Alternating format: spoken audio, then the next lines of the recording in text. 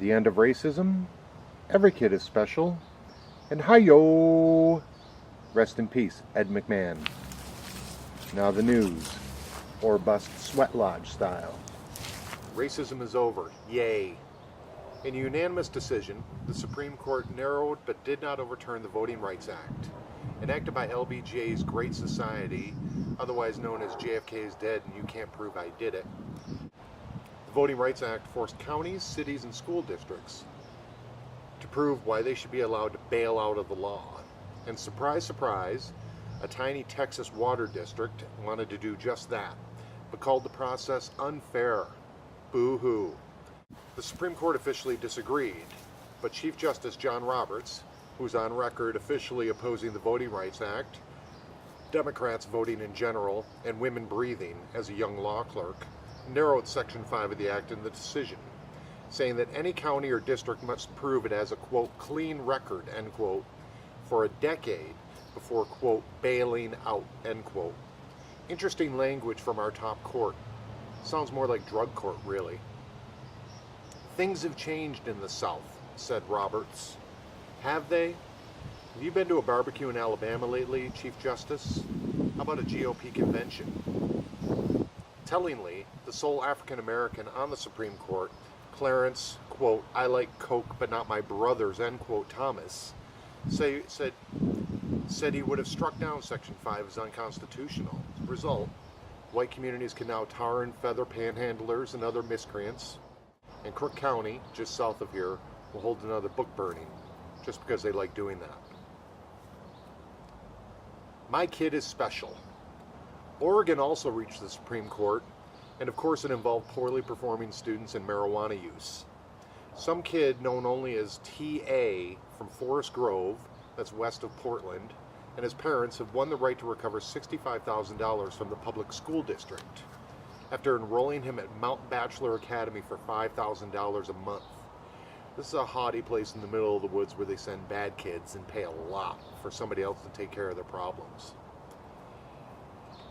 This was in order to address undiagnosed issues that TA was having, and he was never put in special ed to address any of these issues.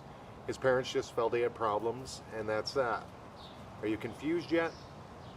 So was the top court. Forest Grove officials thought that marijuana use explained TA's poor performance, but the Supreme Court disagreed in a 6-3 decision, saying that, quote, public schools have an affirmative obligation to pay for stoners, idiots, and those needing real attention. As a note, everything added after the word obligation was made up to bring at least some sense of humor to a Supreme Court decision for once.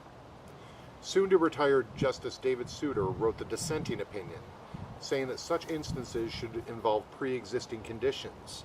A wise reading of the law that his prospective replacement, Judge Sonia Sotomayor, should heed. Due to the Supreme Court's decision, parents can just go off on their own, based on Oprah or Dr. Phil, and find whatever solution their special kid needs, then force cash-strapped public school districts to pay for it, like they do anyway. 16.7%. That's the unemployment rate here in Bend, Oregon, if you can't tell. We need gardeners, mowers, architects, carpenters, you name it, put them to work. More Iran. Ugh. At least 17 are dead. Ahmadinejad is still president. That spooky bearded guy in a cape warned protesters to stop. And the ousted Shah's son is now speaking up, which really makes irate Iranians forget how we've meddled in their business for decades.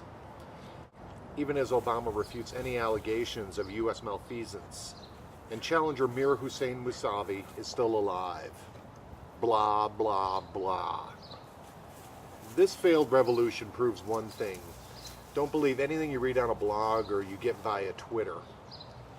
The reformists, the revolutionists, young students as they are, have more propaganda tricks up their sleeves than Karl Rove. A reported suicide bombing probably didn't occur, and now we're focused around one young lady who was murdered.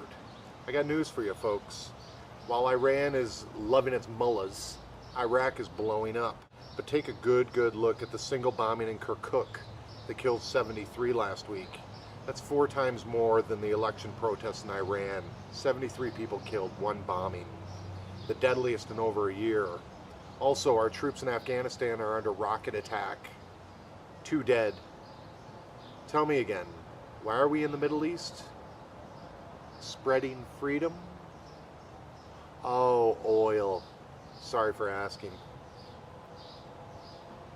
Breedlove and cookie dough. Finding Beau Breedlove a, quote, unreliable witness, end quote. Yet hearings into pederast Portland Mayor Sam Adams' relationship with then underage Beau uncovered not enough evidence for official charges. But a voter recall against the mayor will go on, and Adams' quote after the hearing results won't help his case.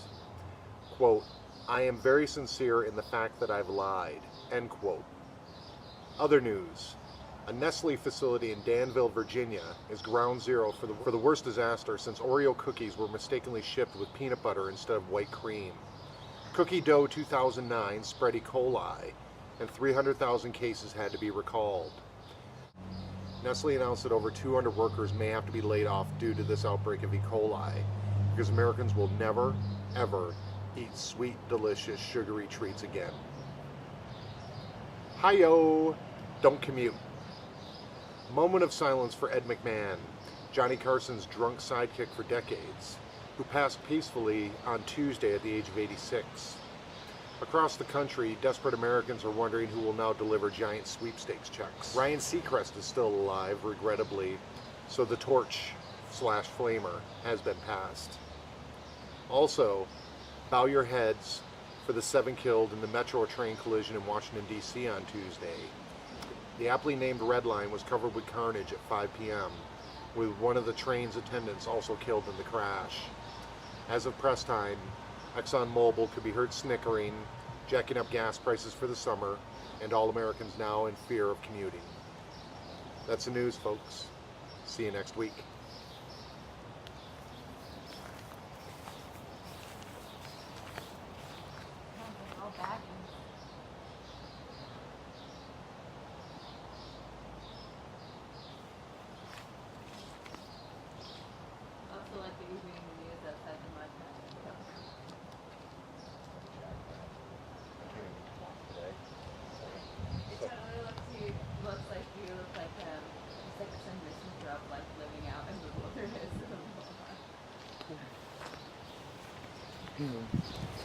Next up on News or Bust, a beautiful organic garden.